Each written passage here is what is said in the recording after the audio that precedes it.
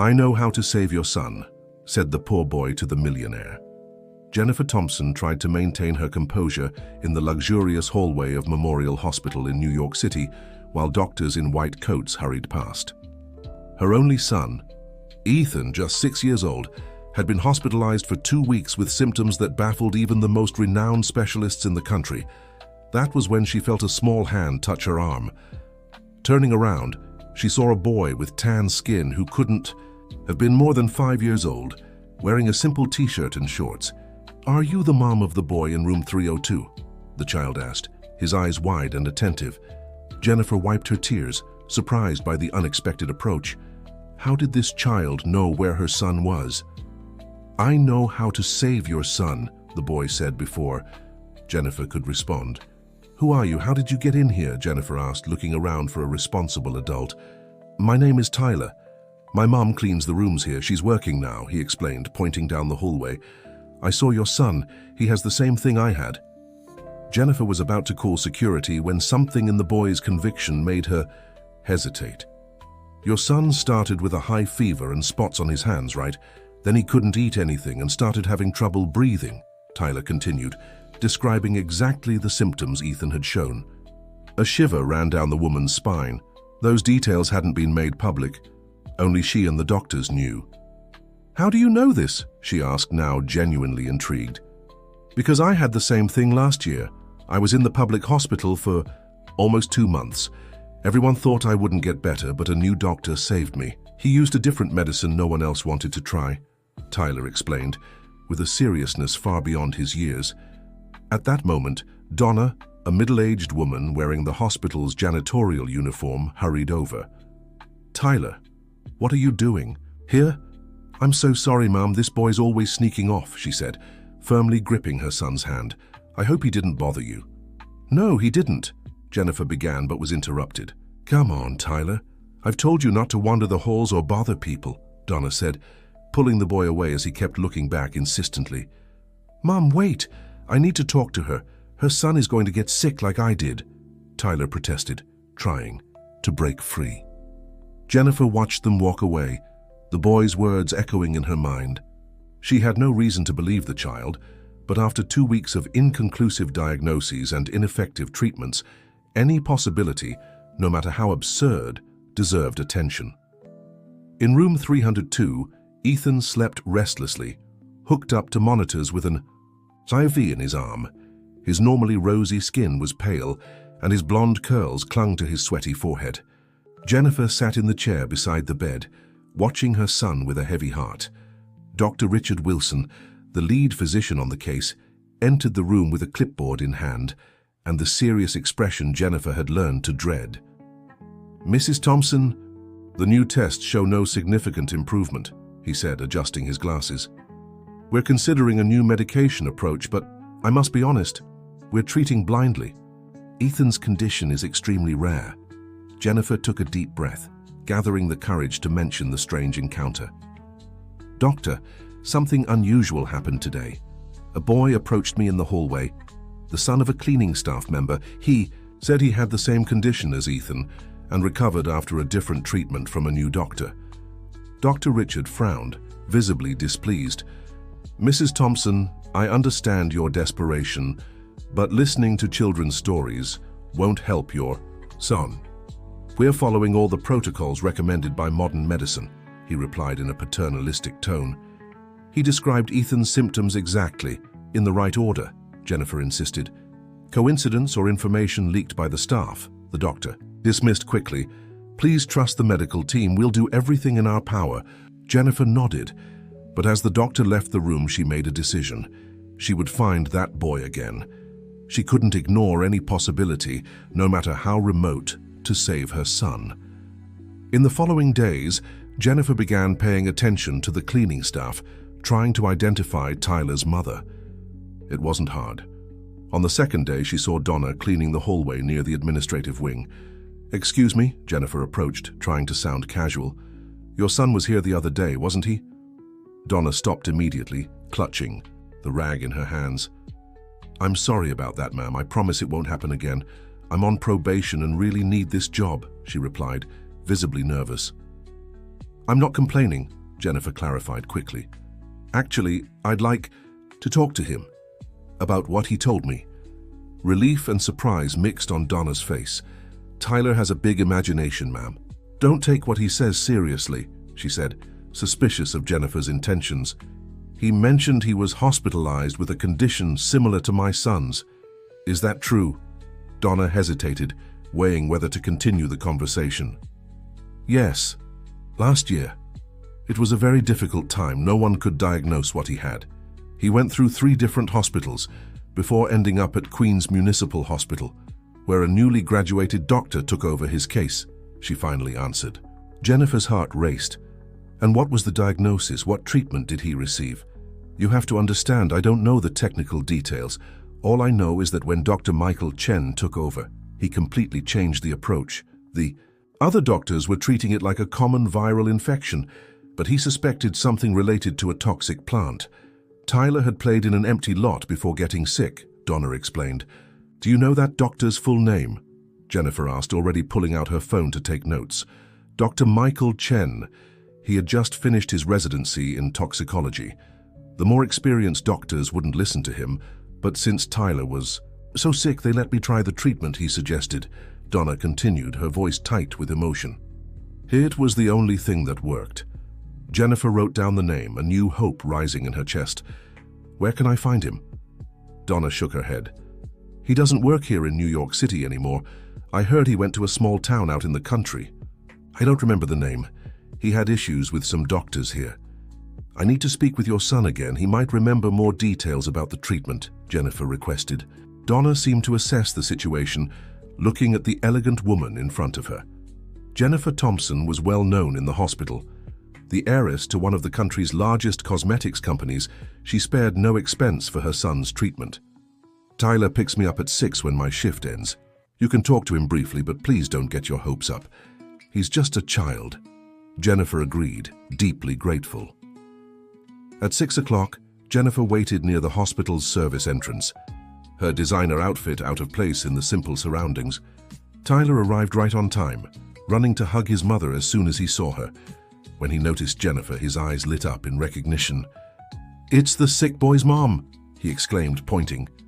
Tyler, don't point. It's rude, Donna scolded, before turning to Jennifer. This is Mrs. Thompson. She wants to ask you some questions about when you were sick. Tyler stepped closer, suddenly serious. Is your son still sick? He asked. Yes, Tyler. And the doctors still don't know exactly how to treat him, Jennifer replied, crouching to his level. Why don't they call Dr. Chen? He knows how to fix it, Tyler said with conviction. I'm trying to find him. Do you remember anything about your treatment? Something the doctors gave you to take? Tyler bit his lip, thoughtful. It was a bitter medicine that went in my veins, and there were some leaves they made into tea, but not to drink. It was for putting on my skin where the spots were, he answered, pointing to his own hands. Jennifer glanced at Donna, who nodded. It was a kind of poultice, made from a medicinal plant. Dr. Chen said it helped absorb the toxin in the skin. And do you know what plant it was? He called it something like foxglove, I think, Donna replied uncertainly. Foxglove, that's it, Mom, Tyler exclaimed, excited to remember. And there was also something that looked like milk, but it wasn't milk. It was white, and I had to drink it every day. Jennifer mentally noted every detail, determined to share them with Ethan's doctors. And how long did it take for you to get better, Tyler? The boy frowned, calculating.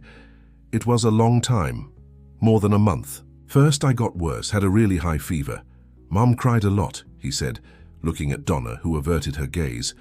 But Dr. Chen said it was normal, that the medicine was fighting the poison. After a few days, I started getting better. Jennifer thanked them, deeply moved by the unexpected help. Before they said goodbye, Tyler grabbed her hand. Your son will get better too, he declared with the certainty only children possess.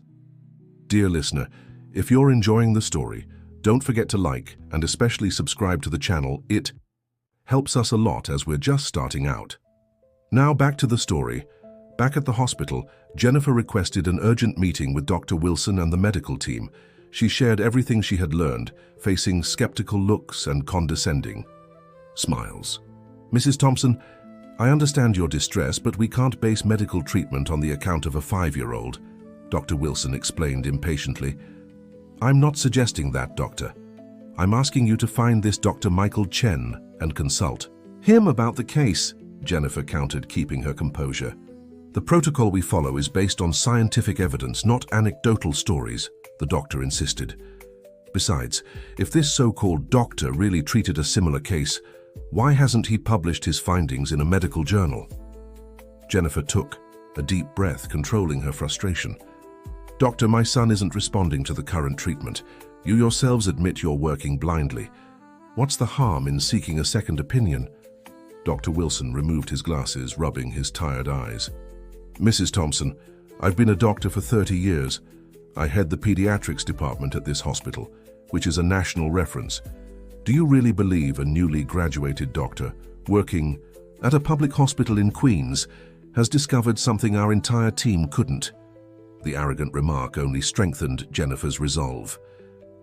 I'll find this doctor, with or without your help, she declared, standing. And if he can offer any useful information to save my son, I don't care if he has 30 years of experience or just graduated. That night, Jennifer activated her network of contacts. As one of the most influential women in New York City, she had access to resources most people couldn't even imagine. In less than 24 hours, she located Dr. Michael Chen in New Haven, a small town outside New York City, where he worked at a regional hospital. Without wasting time, Jennifer sent her private helicopter to fetch the doctor. At first, Dr. Chen refused the invitation, suspicious. Only when Jennifer mentioned Tyler and his mysterious illness did he agree to come to New York City. When Dr. Michael Chen entered Memorial Hospital, he caused quite a stir. Young, barely in his 30s, dressed simply and carrying a worn-out backpack, he stood in stark contrast to the sophisticated environment and the doctor's inexpensive suits beneath their spotless lab coats. Jennifer waited for him at the reception, anxious. When she saw the doctor, she felt a mix of hope and uncertainty. Could this unassuming man really save her son when the country's top specialists had failed? Dr. Chen, I don't know how to thank you for coming, she said, extending her hand. There's nothing to thank me for yet, Mrs. Thompson, he replied seriously. First, I need to see the patient and confirm whether we're really dealing with the same condition. Jennifer led him to Ethan's room, where Dr. Richard Wilson and 2 other doctors were already waiting, visibly uncomfortable with the situation. Dr. Chen ignored the cold reception and went straight to Ethan's bedside. He carefully examined the spots on the child's hands, checked his mucous membranes, skin color, and eyes. He meticulously flipped through the medical records, analyzing every test result. When did the first symptoms appear? He asked, without looking up from the file. About 3 weeks ago, Jennifer replied. And before that? Was he exposed to any green areas, parks, gardens, vacant lots? The question caught Jennifer off guard. Well, he attends a school with a large green area. He has environmental education classes in a plant nursery. Jennifer suddenly stopped, remembering. 2 weeks before the symptoms, his class took a field trip to the Brooklyn Botanic Garden. Dr. Chen looked up, intrigued. Did he eat or touch any plants during that trip? Maybe put his hands in his mouth afterward. Jennifer couldn't say for sure. The nanny who had accompanied Ethan mentioned he had touched some plants, fascinated by their colors and textures, but couldn't recall specific details. Dr. Wilson cleared his throat, interrupting. Dr. Chen, we've already investigated the possibility of plant poisoning. All toxicology tests came back negative. With all due respect, Doctor, standard toxicology tests don't detect toxins from certain native plant species, especially those in the Asteraceae family, common in American gardens, Dr. Chen replied without hesitation. Besides, we wouldn't be dealing with the original toxin anymore, but with its metabolites and the body's exaggerated immune response to it. The silence that followed was tense. Dr. Wilson seemed offended, but couldn't refute the technical explanation. What do you suggest then? Jennifer asked, breaking the silence. First, I need to confirm my suspicion. I'd like to perform a specific biopsy of the skin lesions and a targeted blood test that isn't part of standard protocols, Dr. Chen explained. If it's what I think, we're dealing with an autoimmune reaction triggered by a rare plant toxin. We'd need to start a dual treatment, a specific intravenous anti-inflammatory and an extract of purple foxglove for topical application. Dr. Wilson let out a scornful laugh. Herbal remedies? That's your groundbreaking treatment? That's pseudoscience. Dr. Chen remained calm. Purple foxglove contains compounds that specifically neutralize the toxin in question. It's not pseudoscience, it's advanced phytochemistry. There are recent studies on this, though they haven't been incorporated into conventional clinical practice yet. Studies by whom? Your own? Challenged Dr. Richard Wilson, from a research group at Columbia University, led by Professor Robert Peterson. I can provide the references if you wish, replied Dr. Michael Chen firmly. Jennifer observed the exchange, sensing the hierarchical rigidity and professional pride at play. She lacked the medical knowledge to judge who was right, but her maternal instinct strongly leaned toward the new approach.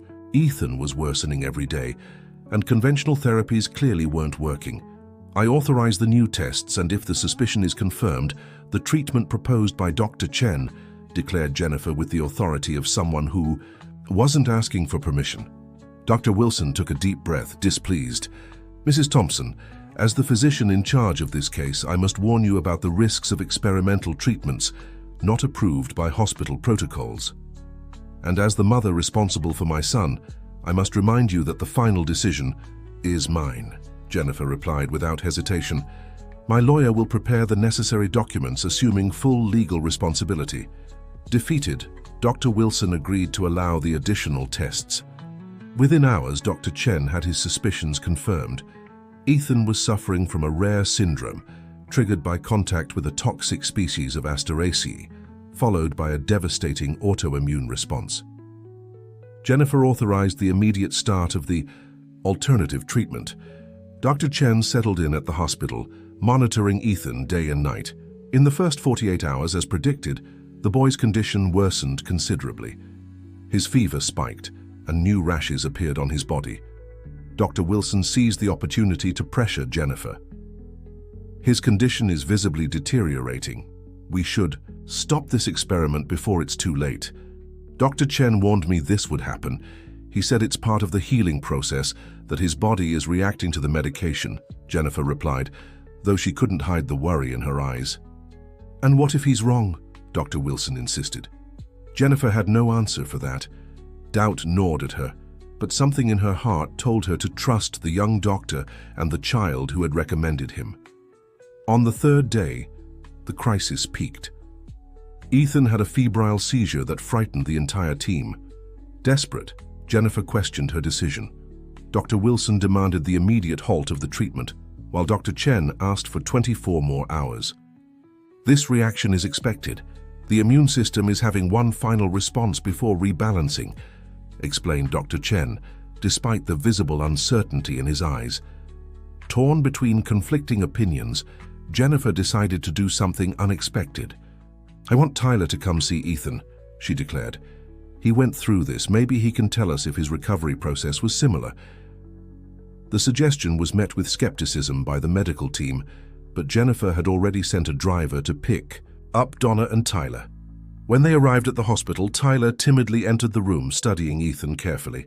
He looks just like me when I got really sick, the boy remarked. I also got those new rashes and shook a lot. And then? What happened next? Jennifer asked anxiously. I slept for a long time. When I woke up, the fever was gone. My skin was still blotchy, but it didn't itch anymore, Tyler explained with a child's simplicity. Dr. Chen said I'd won the battle. Jennifer looked at Dr. Chen, who nodded. That's exactly the recovery pattern we expect. The acute crisis, followed by a period of unconsciousness, and then the start of improvement, he confirmed. We'll continue the treatment, Jennifer decided. The next morning, as predicted by Tyler and Dr. Chen, Ethan's fever dropped drastically. His breathing, once labored, steadied. The rashes remained, but had faded in intensity. Slowly, over the following week, Ethan began to show clear signs of recovery. He managed to consume liquids, then soft foods, and finally solids. The spots on his hands started to fade. His eyes, once dull, regained their curious sparkle. Dr. Richard, though he never admitted it verbally, began studying the case carefully. He asked Dr. Michael for all references on the syndrome and its treatment, analyzing them with growing interest. When Ethan was discharged 2 weeks later, Jennifer organized a small celebration in the hospital room. She invited Tyler and his mother, along with the medical team. To everyone's surprise, Dr. Richard attended, bringing a gift for Ethan. "Thank you for teaching me a valuable lesson," declared the experienced doctor, addressing Jennifer and Dr. Michael. "Sometimes experience can make us arrogant and blind to new possibilities. This case will be documented and published with proper credit to Dr. Chen, of course. It was the first time Dr. Richard had referred to his younger colleague as Doctor. Michael smiled, surprised by the unexpected recognition. "Medicine advances through collaboration, not competition," he replied. "I'd be happy to work with you on documenting the case." Jennifer watched the scene with a full heart. Her son was recovered, and an unexpected new friendship had formed between the children. Ethan, still weak but visibly better, played with Tyler on the hospital bed, sharing the expensive video games the millionaire's son always had.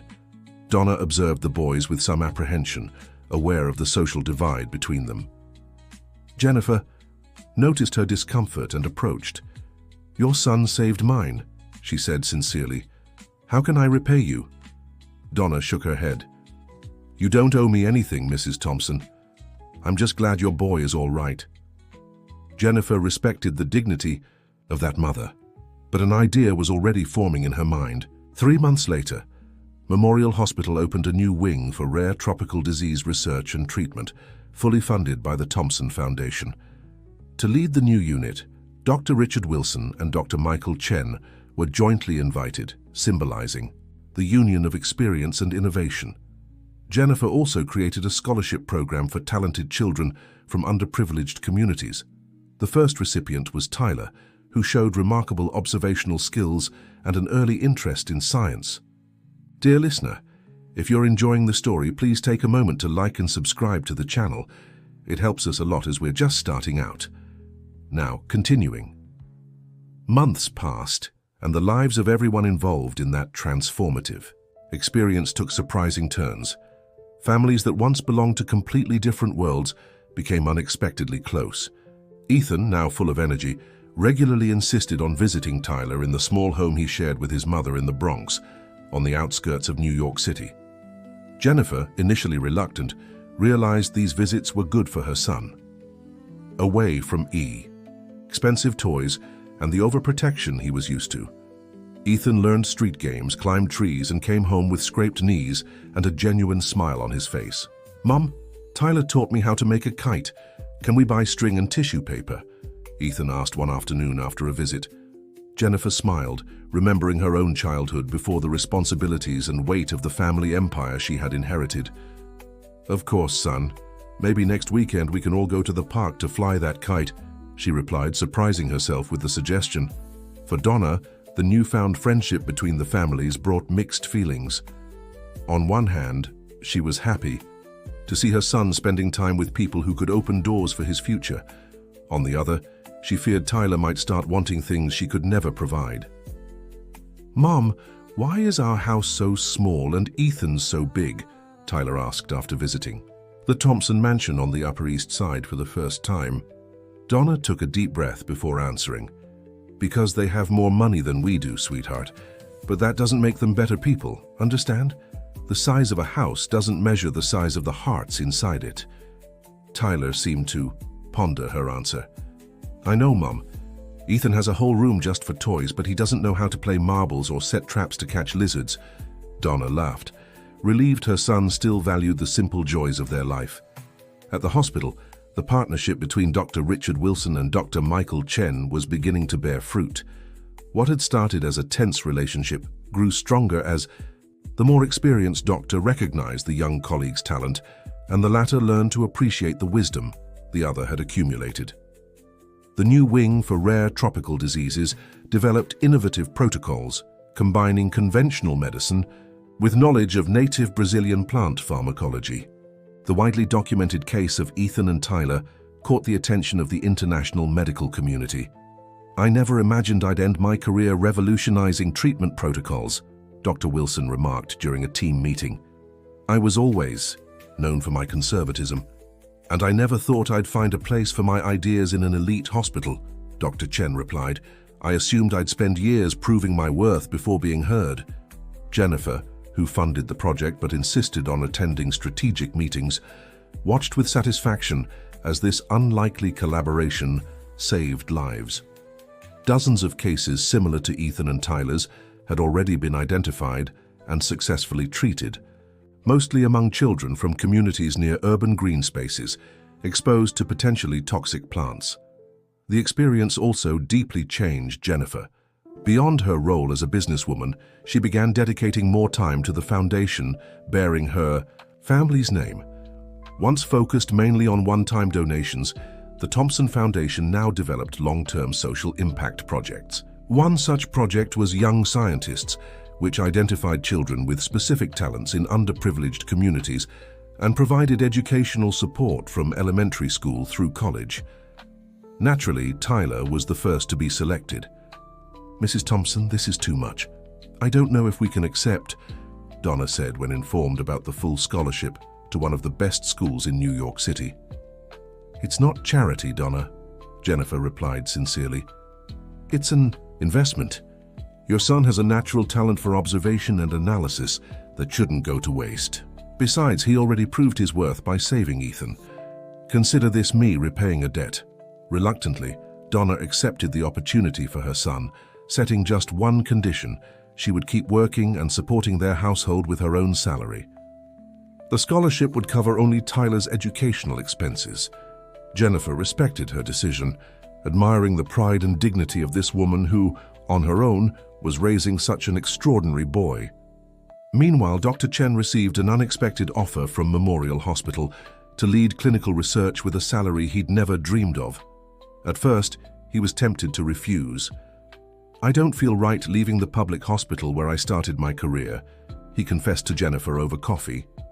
"That's where I learned everything, including the treatment that saved Tyler and Ethan." "What if you didn't have to leave it?" Jennifer suggested. "What do you mean?" The Thompson Foundation could establish a partnership between the two hospitals. You'd split your time between both, implementing the same protocols and training teams at each location. The idea was ambitious but feasible.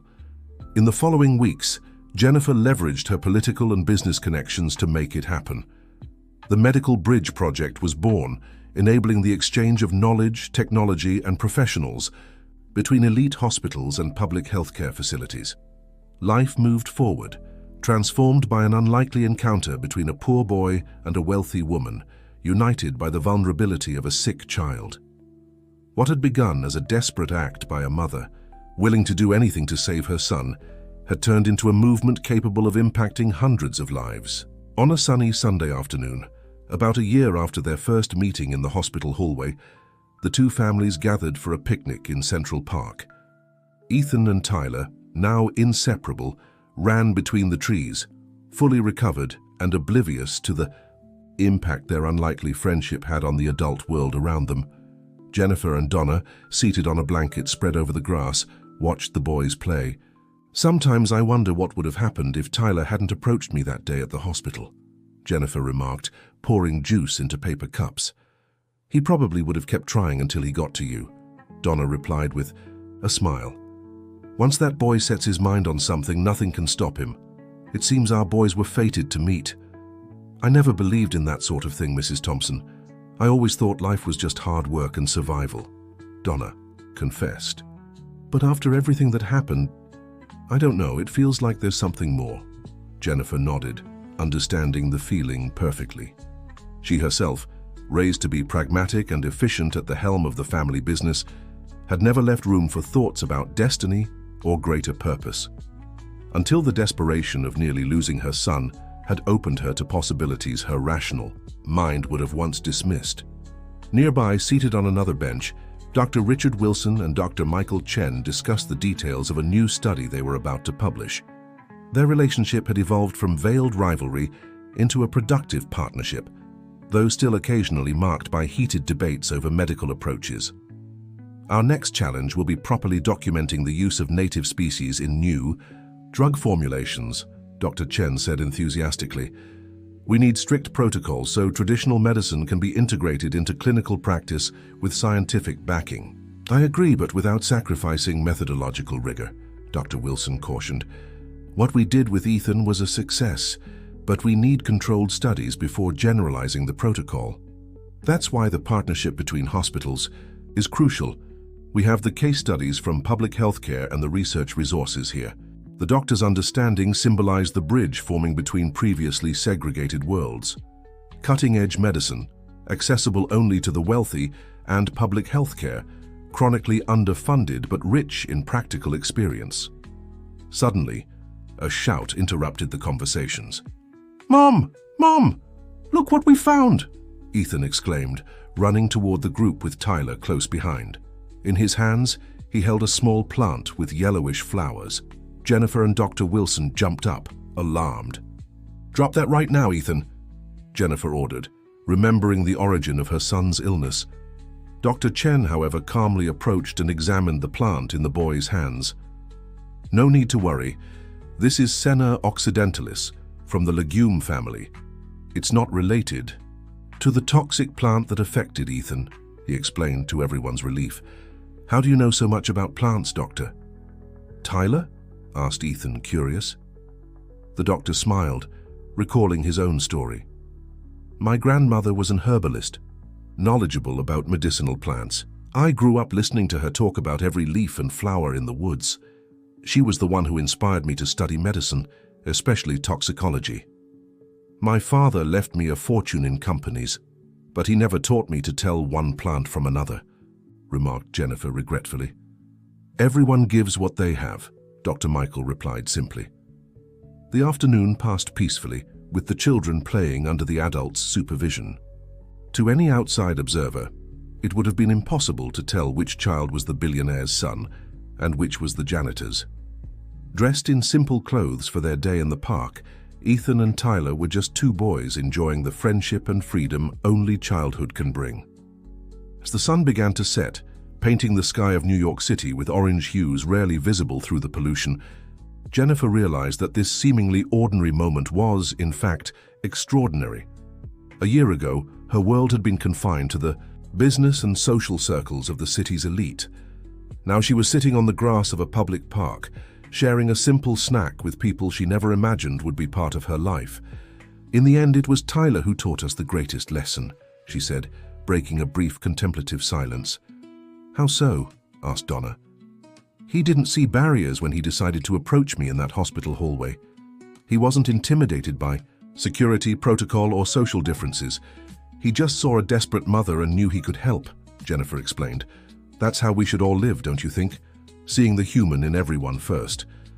Dr. Richard, who had been listening, added, "In medicine, we learn early on that illness is the great equalizer. In a hospital bed, everyone is equally vulnerable, no matter their bank balance. But access to treatment is far from equal," Dr. Michael pointed out. "And that's where our work with the foundation comes in," Jennifer finished. "Maybe we can't fix the world, but we can build a few bridges." When they finally said goodbye, promising to meet again the following weekend, Jennifer looked at her son, who was waving energetically at Tyler as his friend walked away. "Did you enjoy the day, sweetheart?" she asked, smoothing the boy's blonde curls. "It was the best day, Mom," Ethan replied enthusiastically. "When I grow up, I want to be a doctor like Uncle Michael and heal kids the way Tyler healed me." "Tyler healed you?" Jennifer asked, surprised by the statement. "He's the one who brought the right medicine, wasn't he?" Ethan answered with the simple logic of children. "He saved me." Jennifer hugged her son, moved by his innocent wisdom. Indeed, without Tyler's brave intervention, Ethan's fate could have been very different. Back at the mansion on the Upper East Side, as she tucked her son into bed, Jennifer reflected on how life could change completely because of a single moment, a seemingly chance encounter. If she hadn't been approached by that boy in the hospital hallway, she might now be keeping vigil at the bedside of a terminally ill child, surrounded by helpless doctors and all the useless money in the world. "Mom, do you think Tyler and I will be friends forever? Ethan asked, already drowsy under the covers. That will depend on both of you, sweetheart. True friendships need to be nurtured, Jennifer replied, stroking her son's hair. Then I'll nurture it, like the plants in Grandpa's garden, he murmured before drifting off to sleep. Jennifer smiled at the innocent analogy. Her father, the founder of the Thompson Cosmetics empire, had been passionate about gardening, spending hours of his free time personally tending to the mansion's garden. Business brings money, Jennifer, but it's the plants that keep me sane, he used to say. Perhaps it was time to rediscover that wisdom, she thought, as she quietly closed her son's bedroom door. Dear listener, if you're enjoying the story, don't forget to like and especially subscribe to the channel. It really helps those of us just starting out. Now back to the story. The years passed, bringing changes and solidifying the transformations. That began with that unlikely encounter in the hospital hallway. The Thompson Foundation expanded its projects, becoming a benchmark for initiatives that combined health and education.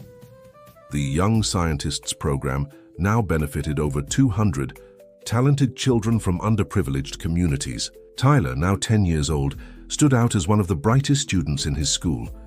His observational skills, which had saved Ethan years earlier, sharpened even further with quality formal education. His teachers predicted a promising future for the boy who combined natural intuition with dedication to his studies. Ethan, in turn, grew into a child more aware of his privileges than his peers. His friendship with Tyler had opened his eyes to realities different from his own, and Jennifer often found herself surprised by her son's mature reflections. "Mum, why does Tyler's school only have half the labs mine does?" he once asked, after visiting his friend's school. Jennifer explained the inequalities in the education system, trying to simplify complex concepts for a 10-year-old. "Is that why you started the foundation? To make things fairer?" Ethan asked. "Partly, yes, but also because we've discovered extraordinary talent everywhere, like Tyler. If he hadn't had the chance to study at a good school, all that potential could have been wasted." Ethan thought for a moment. "Then there must be lots of other Tylers out there who haven't found someone to give them an opportunity yet." Jennifer was struck by her son's insight. "Exactly, and that's why we expanded the program, to find more talented kids." "Can I help somehow?" Ethan asked, surprising her even more. That conversation led to the creation of the Young Scientists Club, where scholarship students like Tyler and private school students like Ethan regularly met for collaborative science projects. What started as a small initiative gained recognition and began being replicated in other educational institutions across the city.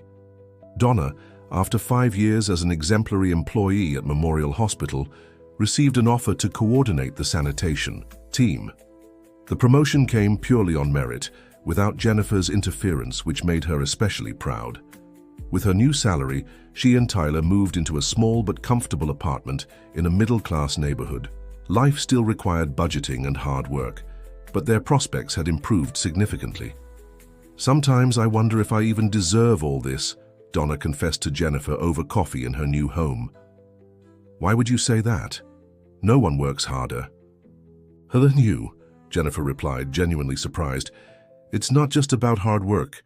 So many women work just as hard or harder, cleaning houses, caring for the elderly, and never get an opportunity like this," Donna explained. "It feels like I won the lottery the day Tyler decided to talk to you." Jennifer understood the sentiment. She herself, an heiress to a fortune built by previous generations, often reflected on the role of merit and luck in her own life. "Maybe the real question isn't whether we deserve what we have, but what we do with it," she mused. "Tyler used that chance encounter to save a life. You use your new position to improve your team's working conditions. And that matters." At Memorial Hospital, the partnership between Dr. Richard Wilson and Dr. Michael Chen continued to bear fruit. The protocol developed for Ethan's treatment, refined and scientifically validated over the years, was already being adopted by hospitals across the country. A joint article published in the most prestigious international medical journal had finally brought global recognition to the duo's pioneering work. Dr. Wilson, nearing retirement, was preparing to pass the torch permanently to his once unlikely protégé. Dr. Chen, at 35, had become one of the most respected names in pediatric toxicology in Latin America. When you first called me, talking about a wealthy boy with mysterious symptoms, I never imagined where it would lead us, Dr. Chen remarked during Dr. Wilson's 70th birthday celebration. And when Jennifer Thompson introduced me to a freshly graduated doctor from a small hospital in Queens, I was certain it would be a waste of time, the senior doctor replied, laughing at his own past arrogance. Life has a funny way of teaching us humility. The celebration held at Jennifer's home brought together all the key players of that extraordinary story. Watching the diverse group chatting animatedly in her garden, the businesswoman felt deep gratitude.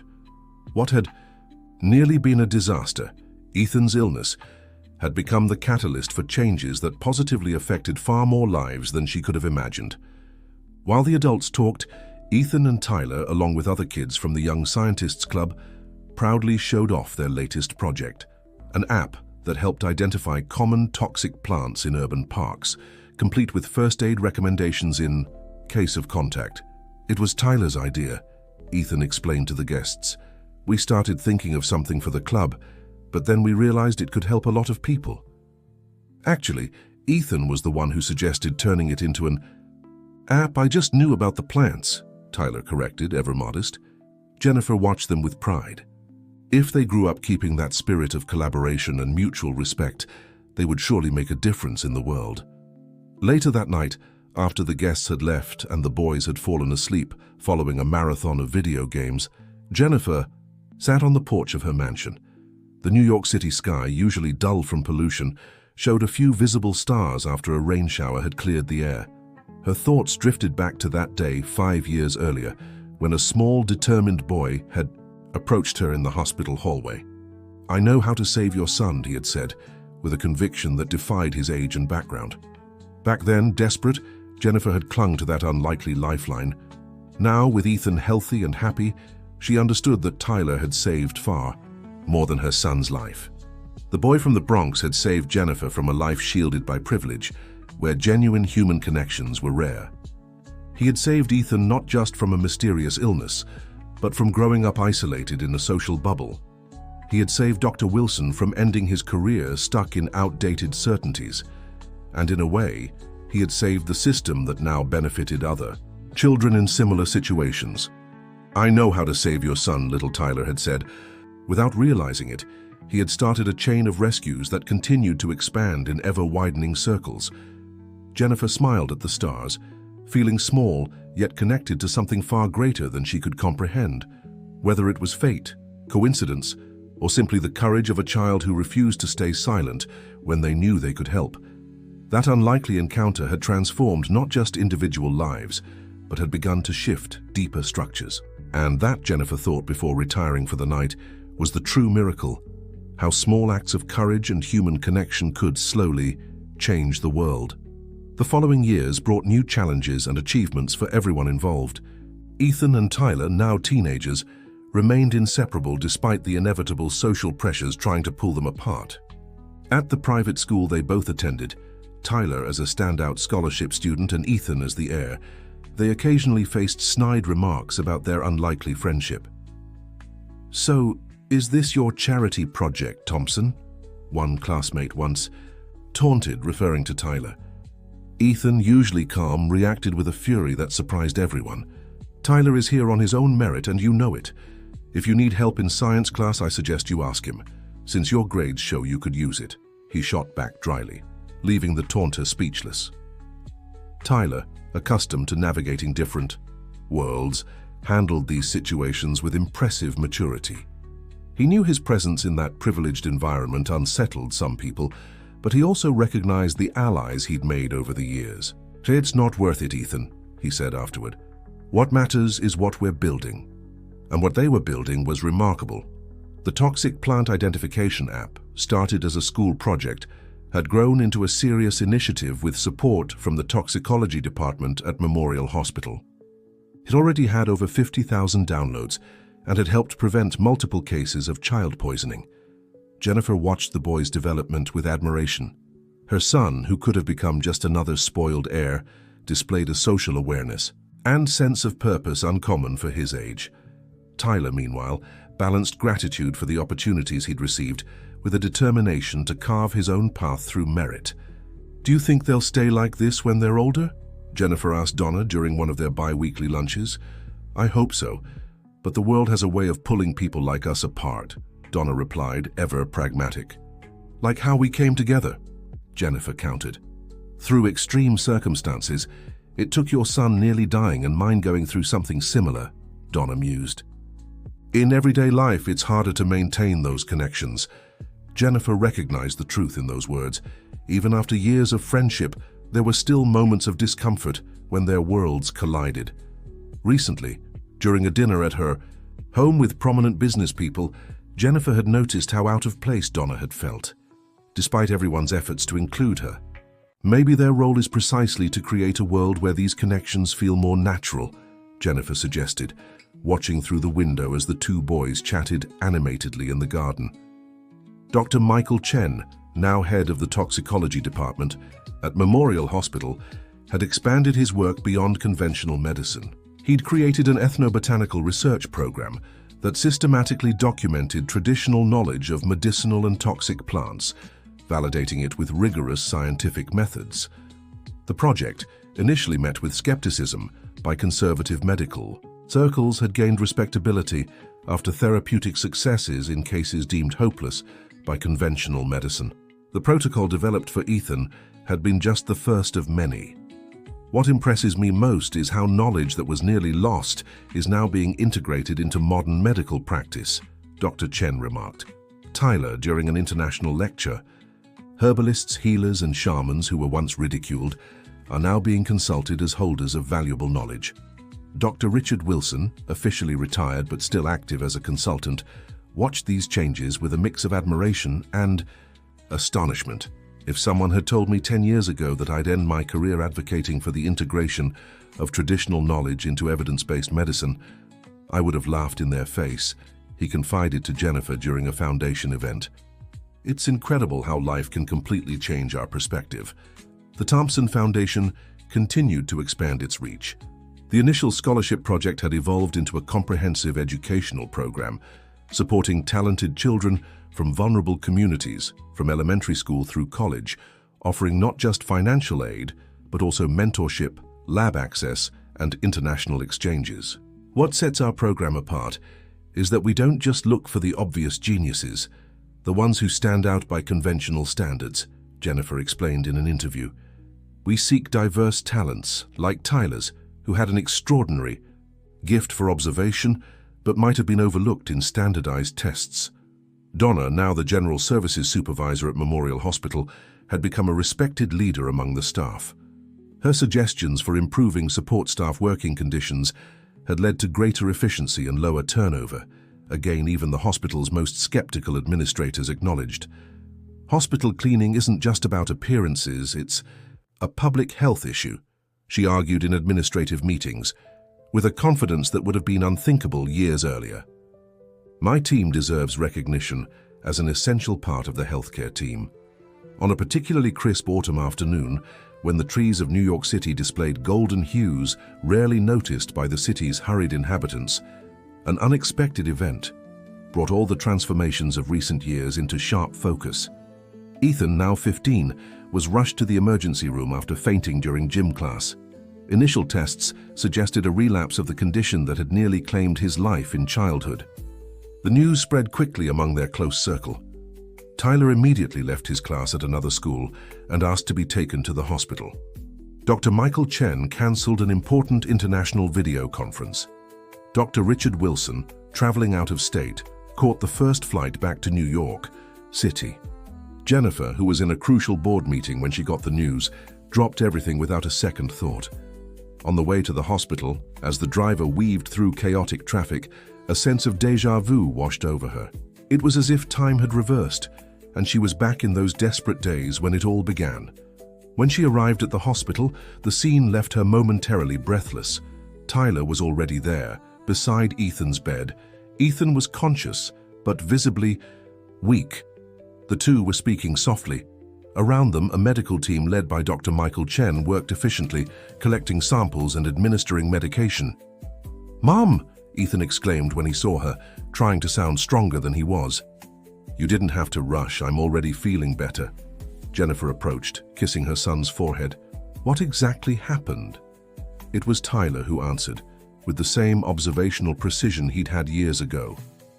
It started with tingling in his hands during physics class, then dizziness in gym, until he fainted at the end of the running circuit, the teenager reported. "He texted me when the tingling started, so we were already alert." Dr. Michael Chen added the medical details. "The symptoms are similar to the previous episode but milder. We've already started the protocol we developed. This time, we're prepared," he explained, reassuring Jennifer. "The initial tests indicate re-exposure to the toxin, likely in a smaller dose." "Re-exposure? How did that happen?" Jennifer asked, alarmed. It was Ethan who answered, with a guilty look. "It was my fault, Mom. We were developing an advanced version of the plant identification app, and I wanted to photograph some specific species for the image database," he explained. "I collected a few samples at the Brooklyn Botanic Garden yesterday. I wore gloves, but I think I got careless at some point." "You went to the Brooklyn Botanic Garden to collect potentially toxic plants?" Jennifer asked, torn between relief at understanding the source of the problem and disbelief at her son's recklessness. "For the sake of science, Mom," Ethan replied, with a weak smile. "We needed detailed photos for the app's automatic recognition feature." Tyler and Dr. Michael Chen exchanged a look Jennifer couldn't decipher. "What is it? Is there something else I should know?" she asked, noticing their silent exchange. Dr. Chen hesitated before answering. "Actually, I knew about their project. I gave them specific instructions on protective gear and safety procedures," he admitted, looking embarrassed. "I didn't think they'd go alone. I assumed they'd wait to go with hospital supervision as we agreed." "We couldn't wait," Tyler interjected. "The species we needed was blooming now. It was a unique opportunity to document it fully." Jennifer looked at the three of them, her son, his friend, and the doctor, unsure whether to laugh or be angry at this scientific conspiracy that had nearly ended in tragedy. Dr. Richard Wilson, who had arrived quietly and observed the scene from the doorway, decided to step in.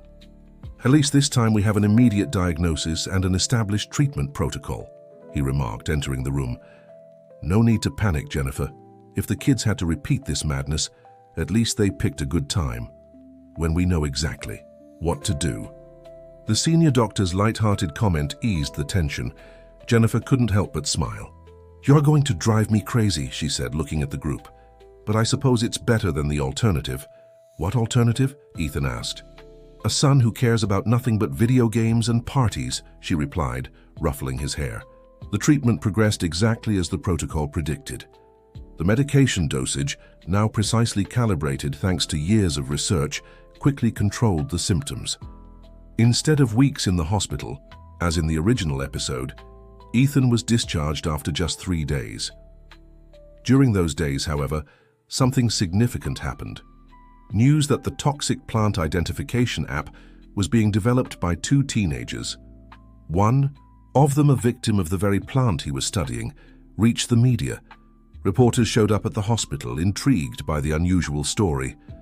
Initially reluctant, Jennifer allowed a single press conference on the condition that the focus would be on the scientific work, not the Thompson family's fortune. To her surprise, the boys handled themselves with impressive maturity in front of the cameras. "The app was born from a personal experience," Ethan explained, still pale but enthusiastic. "When I was little, I was exposed to a toxic plant and nearly lost my life. It was Tyler who saved me, because he'd been through the same thing." "I didn't save him," Tyler corrected, ever modest. "It was Dr. Chen, with his innovative protocol." "And how did you go from patients to researchers?" a reporter asked.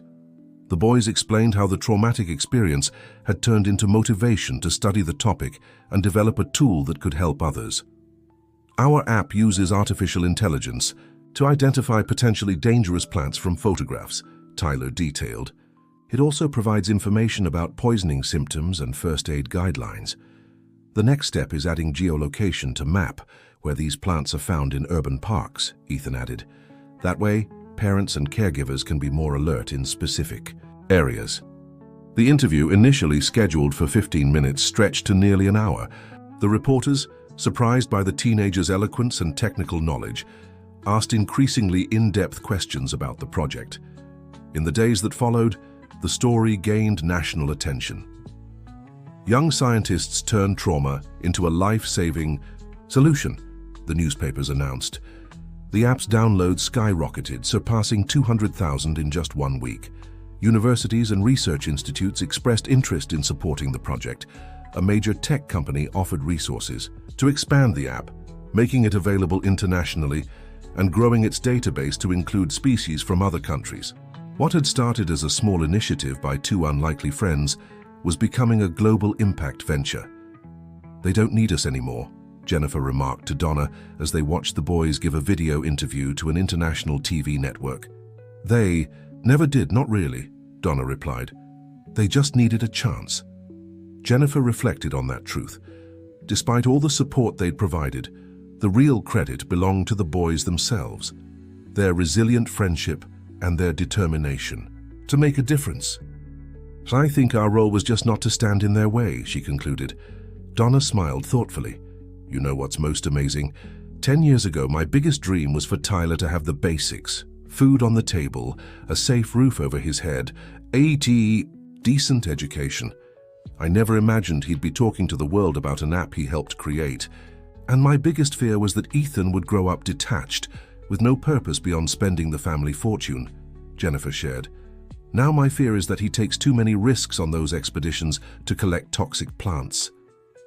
The two mothers laughed, united by their shared concern for sons who, in different ways, defied expectations.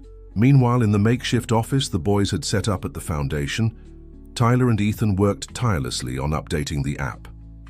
The table was covered with botany books, carefully preserved samples in sealed containers, and computers displaying lines of code. "Did you know this would happen?" Tyler asked suddenly, pausing his work. "What?" "All this recognition, the interviews, the partnership offers, people downloading the app by the thousands," Tyler elaborated. "When we started, it was just a school project." Ethan thought for a moment. "Honestly, no. We just wanted to create something useful, something that could make a difference for a few people," he answered. "But I'm glad it grew like this. I keep wondering where we'd be if we hadn't gotten sick," Tyler mused, gazing out the window at the New York City skyline. "If I hadn't seen you in that hospital," Ethan smiled, "I'd probably be a spoiled playboy. And you were always smart. You'd have found your way somehow." Tyler shook his head in disagreement. "I'm not so sure. Maybe I was smart, but without access to a good school, labs, mentors, a lot of smart kids in the Bronx never get the chance to reach their potential." It was a truth they both knew well. The Thompson Foundation's program, which Tyler had been the first beneficiary of, existed precisely to address this issue. But for every talent discovered and nurtured, how many others remained invisible, wasted by systemic inequality? "That's why we need to make this app work perfectly," Ethan declared, returning to work with renewed determination. "If we can show concrete results, save measurable lives, we can attract more investment for other similar projects. Projects that give opportunities to more Tylers," his friend joked. "Exactly. The world needs more Tylers and fewer spoiled Ethans," he replied, tossing a paper ball at his friend. The playful banter soon turned into a small paper war, reminding them both that, despite their sudden notoriety and the responsibilities it brought, they were still teenagers who knew how to have fun together. At Memorial Hospital, the partnership between Dr. Michael Chen and Dr. Richard Wilson continued to bear fruit. The protocol originally developed for Ethan, refined over the years, had been incorporated into national guidelines for treating poisoning from specific plants.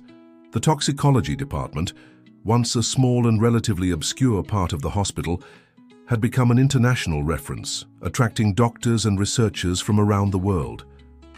"When I officially retired, I thought I'd be playing golf and visiting my grandkids," Dr. Wilson remarked during a conference. "I never imagined that in my 70s I'd be traveling the world to talk about toxic plants." Dr. Chen, standing beside him, smiled. "And I never thought a newly graduated doctor from the outskirts would be heard in elite medical circles," he replied. "I guess we're living proof that it's never too late or too early to reinvent a career." The collaboration between the experienced conservative doctor and the young, innovative physician, once unlikely, had become a model cited in articles about cross-mentorship, where both parties benefited mutually. "You know what my biggest lesson has been all these years?" Dr. Wilson once asked while overseeing a clinical trial. "What?" "That scientific humility is our best tool. When we think we already know everything, we close the door to the most important discoveries." Dr. Chen nodded thoughtfully. "For me, it was realizing that answers often come from the most unlikely places. Who would have thought a 5-year-old boy, the son of a cleaning lady, would completely change the course of pediatric toxicology in the US? The observation was profound and true.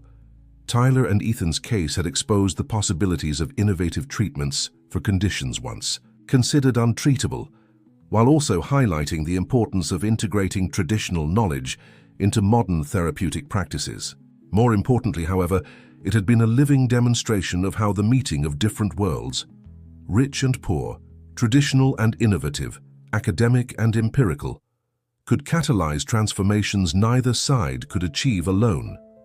As the eye set over New York City on that late autumn evening, Jennifer Thompson reflected on these changes from her home's balcony.